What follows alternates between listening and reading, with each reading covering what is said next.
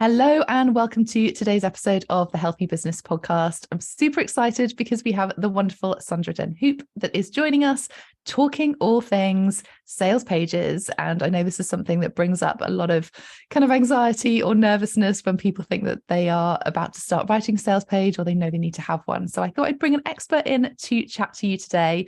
Sandra, thank you so much for joining me. I'm excited for our chat today. So am I, Sarah. Thank you so much for having me. There's one thing that I really love to do, and that is to talk about sales pages. And I can almost hear some of the listeners cringing like, oh no, they're going to think it's either going to be a boring conversation on what you have to have in there. And oh gosh, I don't even want to think about it. But trust me, dear listener, it's going to be nothing like that. All I want to do is show you that it can be fun and profitable at the same time. And that's the whole point of a sales page, isn't it? We want to make it easy. We want to make it simple, not just for you to create it, but actually for the potential buyer to be able to navigate through it and then ultimately make the sales. And that's where that profit comes in. So tell me a little bit more for those people who are listening to this and thinking, I don't even know what a sales page is. Like, this is a whole new world for me. What is a sales page? Well, here's the thing. A lot of business owners, whether they are online business owners or have an offline business, they already have way more in the field of sales pages than that they are aware of. Most of them have at some point written about what they offer, be it in a social media post, be it in a flyer, but also they have had many conversations with their clients, with their friends, about what they are doing. And a sales page is nothing more and nothing less than a piece on paper, or you could even do it in video if you like, that tells the world who you are, what the problem is that you solve, what the service is that you bring, and what value you could give to your client. And it would also show, obviously, what it would cost the client. And that need not be elaborate. I mean, if you was to ask me what my business is, like we're talking now, and I tell you, well, obviously I do sales page reviews. In that conversation, you will find almost all of these elements. But then, especially when you're in an online business and you sign up for a program or you start working with a coach or start working with a mentor, they show you all the steps to get your business out there. And one of them is the sales page. And that's when a lot of people almost choke up because most online business owners are not writers. They're not copywriters. They're not writers anyway. And they go like, oh gosh, what now? Well, then usually there is a model that they could work with, and it doesn't feel just right.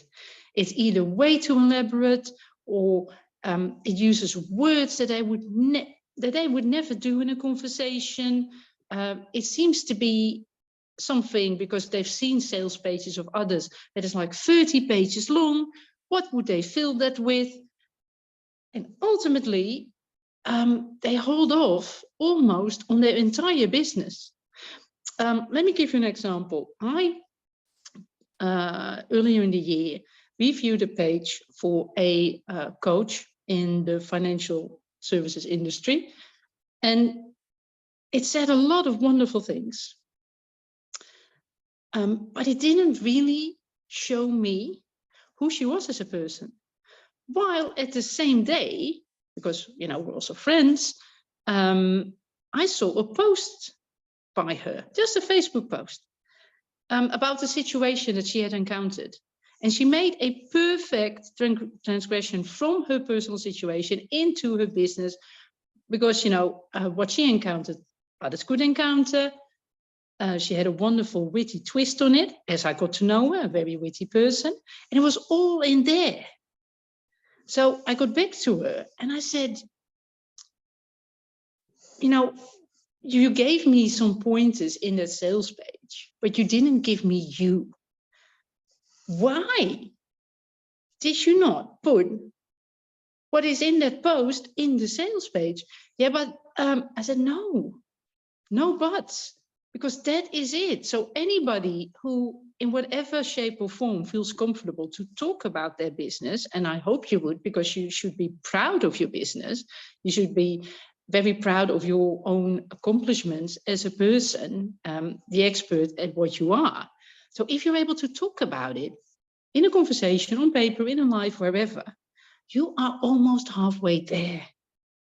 It just takes a bit of sorting it all out in a way, like you said, navigate your client through the journey, because that's what you do. It just needs a few steering points, and then you're there. And so if you don't think of sales page as a very separate thing from the rest of your conversations, it becomes a lot easier to comprise one. I love that. It's almost the extension of, or a kind of a longer version of any piece of content, isn't it? Because essentially every piece of content we put out there, whether it's an email, whether it's social media, whether it's a face-to-face conversation, video, that's still marketing, it's still sales, and the sales page is part of that. It's just an extension that has all of those things and maybe a specific product or a service that you're selling. And I think that's the hurdle that people need to get over in some ways, is that we hear that phrase sales page and we just instantly have these barriers that get put up, whereas actually you're probably doing a lot of what you're doing anyway, and we just need to translate that across onto the sales page. I love that idea of bringing your personality into it as well, because people buy from people, don't they? 80% of conversions are based on emotion, and that has to come through. People want to know who they're about to work with or who they're about to buy with, and that's what makes you different as well. If you have two sales pages that are very similar types of product or service that you're selling, you want to know the difference, and generally it's that person and that person's personality that comes through that's really going to speak to you. Yeah, for me, a good sales page, for me, it's almost like a recipe. If you look in a recipe book, then, on top of that page would be like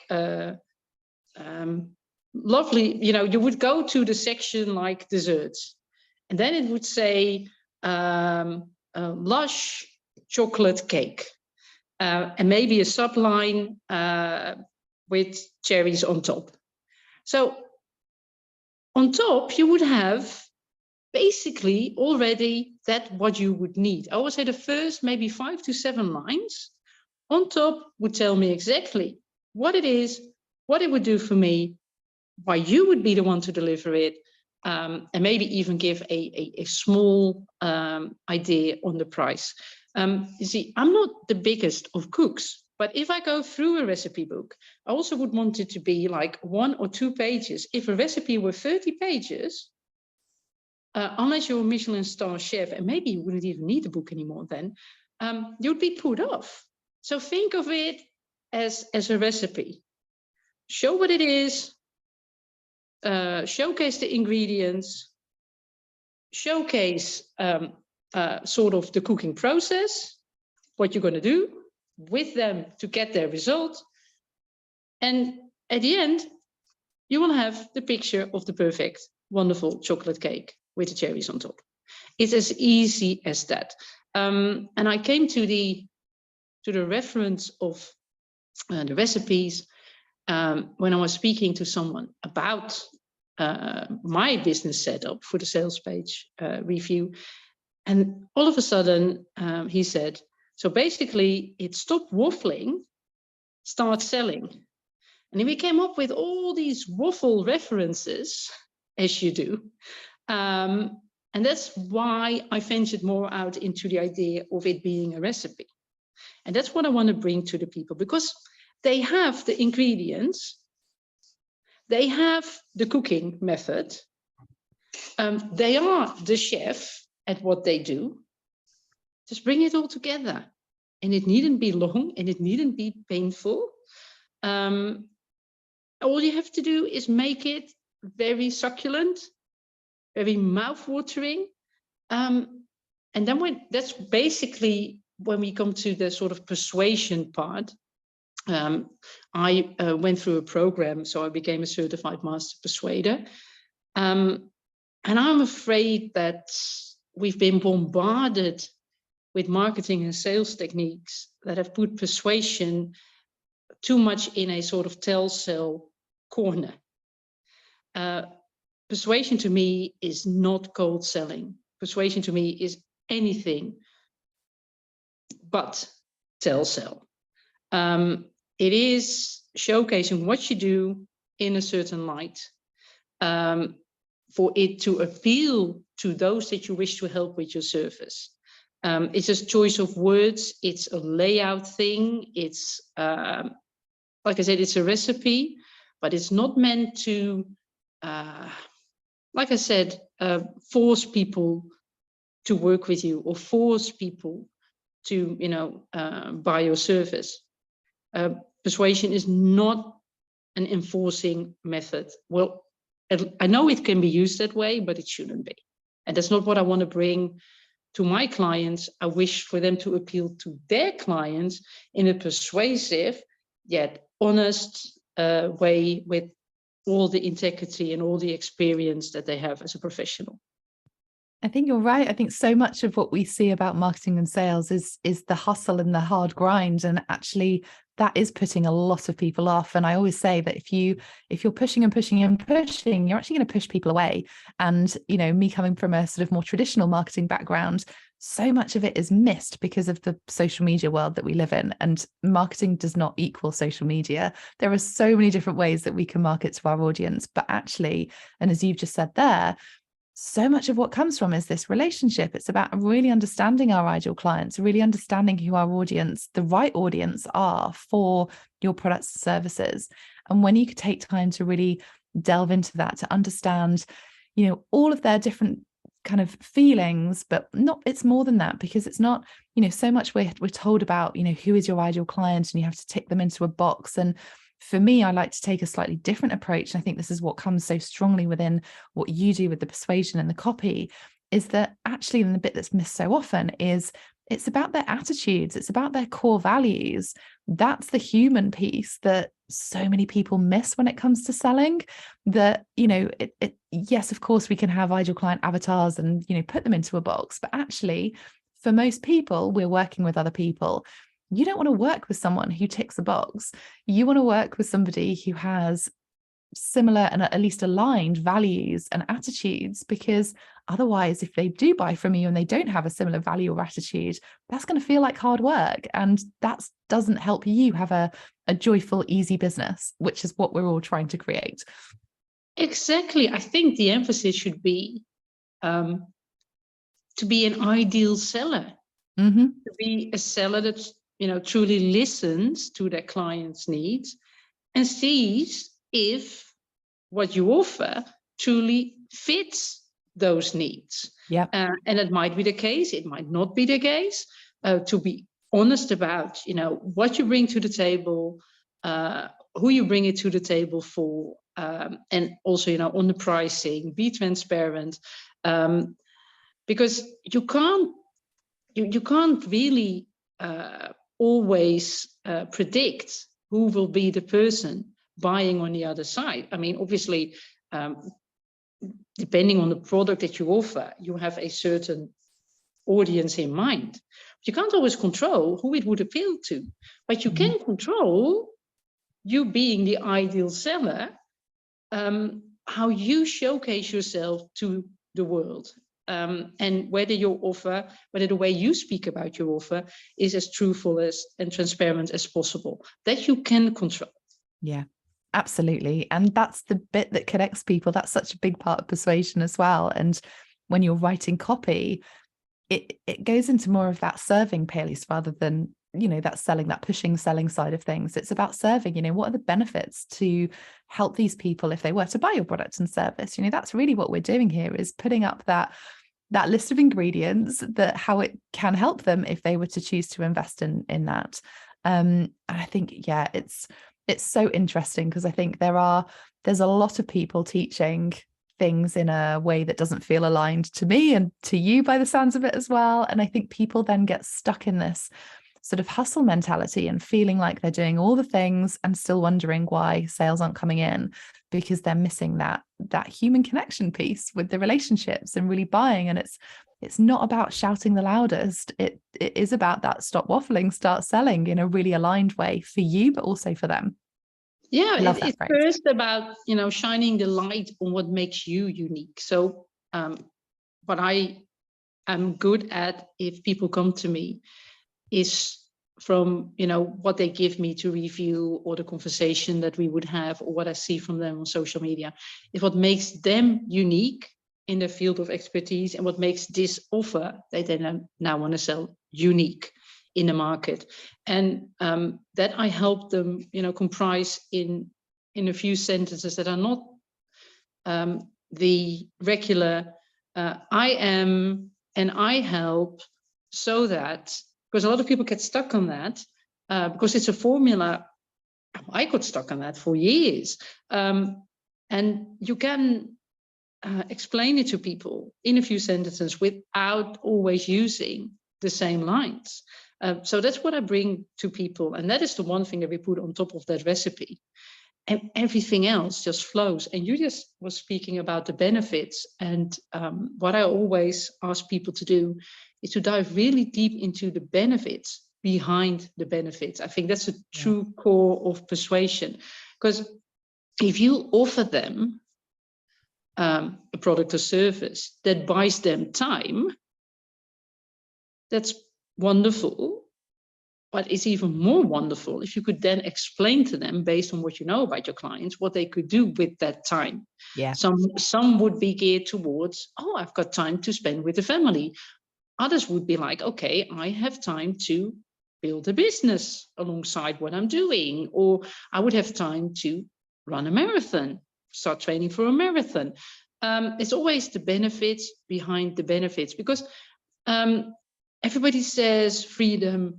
Everybody says money. A lot of people say time. And I say, yeah, but what would we do with it? What would it really mean for me to have? Like something that I'm struggling with, it's like I have a very irregular sleeping pattern. So if you were to come to me and would explain to me that you have a method or whatever you bring to me that would help me have a more regular sleeping pattern, that's wonderful. But I know what it would mean to me. It would mean more energy. It would mean less worry, because, nothing makes you worry as much as not being able to sleep at night, because you're in the dark, you're alone, you have to sleep because you need energy during the day. So if they was to explain to me what else I would get other than the regular sleeping pattern, I would be very inclined to, try out that offer. Yeah, it's that so what question. Yeah, it's always the so that question. And people think it's hard, but once they go through the first so that, when I ask them to do the so that, they often come back with like 20, 30 lines. And we do not need to use them all in this particular sales page, because my idea about a sales page, like I said, it's a 1 or 2 pager.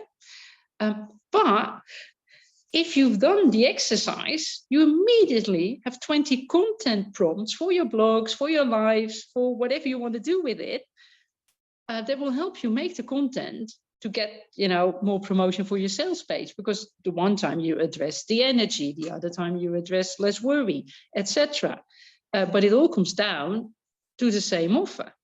So whatever I ask my clients to explain or do, so we can comprise it, they can use in their promotion.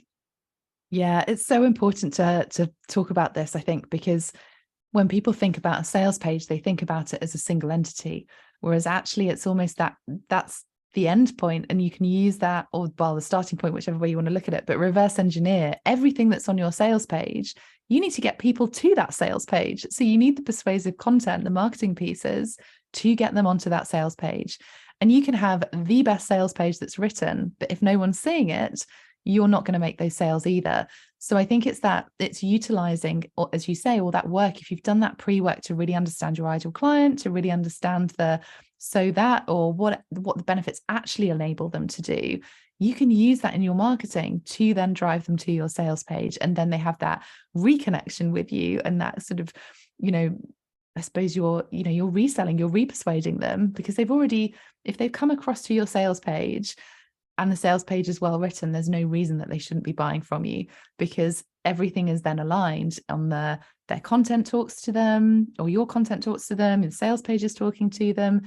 This product or service is exactly what they need, and you've explained why, because it enables them to do X, Y, and Z.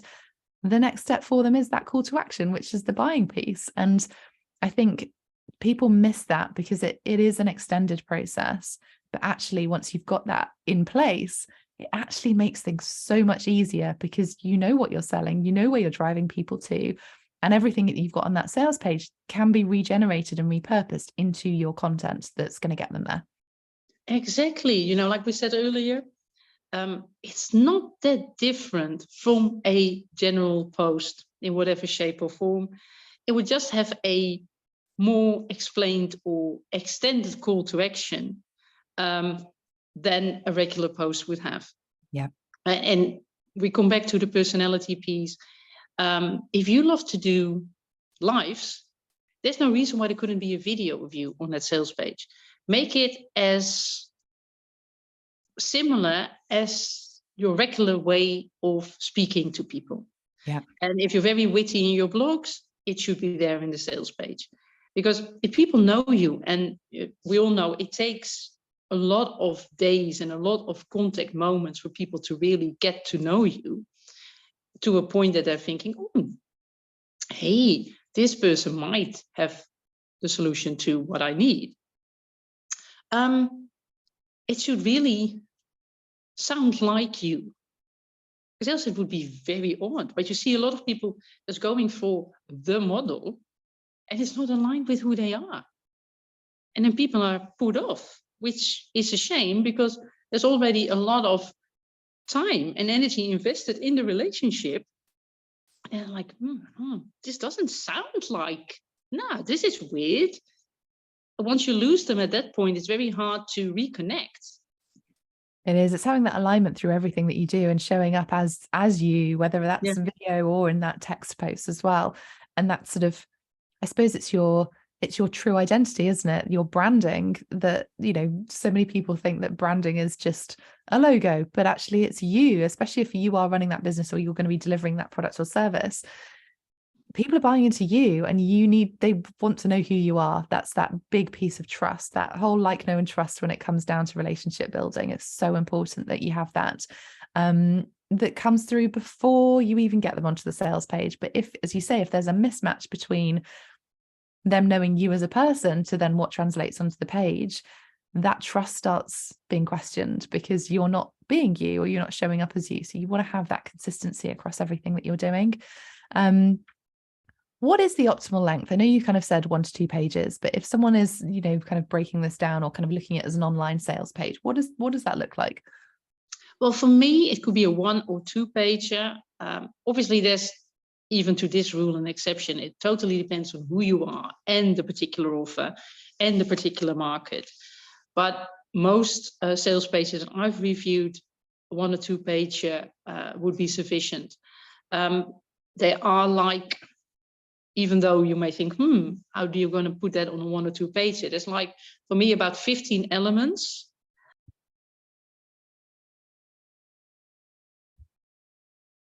On the offer.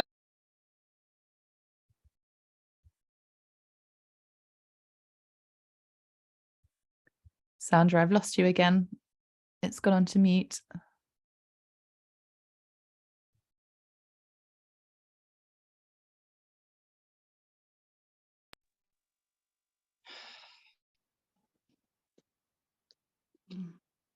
Are you back? Yeah, sorry, darling. I told my son not to call, but obviously he did twice. I hope we can edit it. That's okay. Of course we can.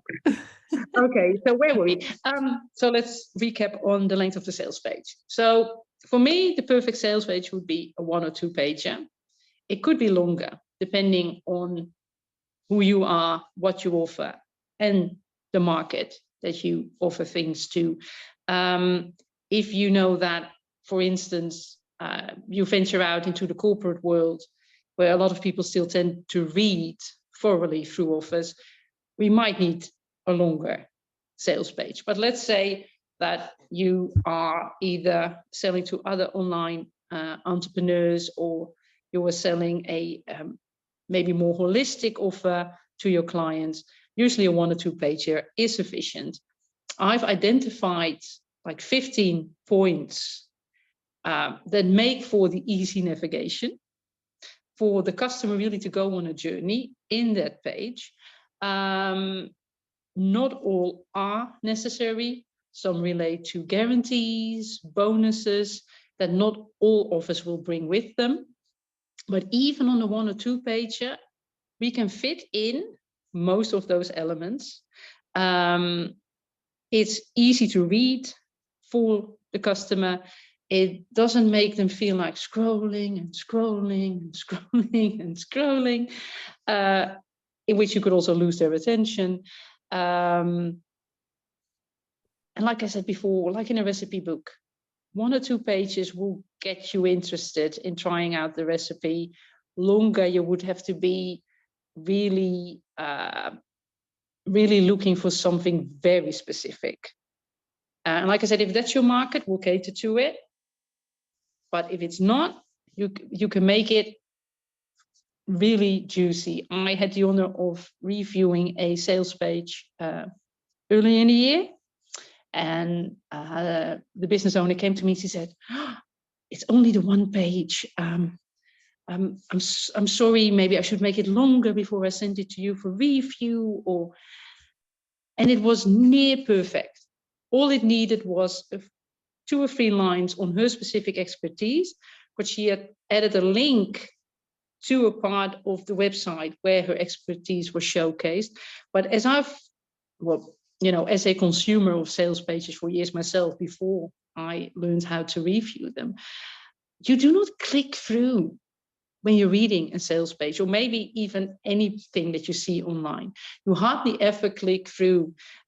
So it has to show, and it needn't be long, in a few sentences, who you are, where your expertise lies. But other than that, I could not fault her page. So good. It's such a simple thing, isn't it? I think sometimes we do over question things when we just actually need to keep it simple and straightforward. And if you've got the different elements in there, then that is all you need. You don't need to have reams and reams and reams of pages and qualifying things. Because in some ways, if your ideal client can't get or understand what the offer is or who you are and the benefits from a shorter page, then it becomes into that waffling space that then is either going to confuse them or it's either going to kind of move forward. I remember my very, very first job when I was a sales rep, and my sales trainer at the time just said, just shut up. Just shut up, like in the sense of, you do your pitch, you sell to them, you say what you're going to say, you did give the benefits, and then you just stop. And I think there is a huge thing in that as well, isn't there? Of they need to process things, they need to understand whether that is right for them, and then you have that opportunity for questions. But if you bombard people with too much information, then that becomes confusing, then that leads into overwhelm, and quite often that leads to inaction. And we see that all the time. If there's just too much stuff, or we're giving people too many different options, that they generally don't buy from you. So keeping it simple is absolutely, I think this is going to be music to a lot of people's ears, of just keeping things straightforward and simple. It doesn't have to be overcomplicated. Not at all. And it doesn't have to be, like we said before, out of alignment. I'm quite sure that most people listening now are thinking, I don't have a sales page. I think you do. I just don't think that you ever saw how far, through a post or anything else that you have out there on your business, maybe on your website already. I think you're almost there, way more than you realize. If only you would not think of it as sales page. Yeah. Yeah, absolutely. It feels like a really good summary, doesn't it? Where can people, if people are listening to this going, I think I need some support on this, where can people find you? Well, they can find me through my personal page, obviously, Sandra Ten Hoope, on Facebook or Instagram or LinkedIn. But there is also a Facebook page called Dare to Displease, Stop Waffling, Start Selling. Amazing. That just totally sums up this podcast episode of just keeping things simple. You don't need to overcomplicate it. You don't need to over-justify things, and just, don't need to keep waffling.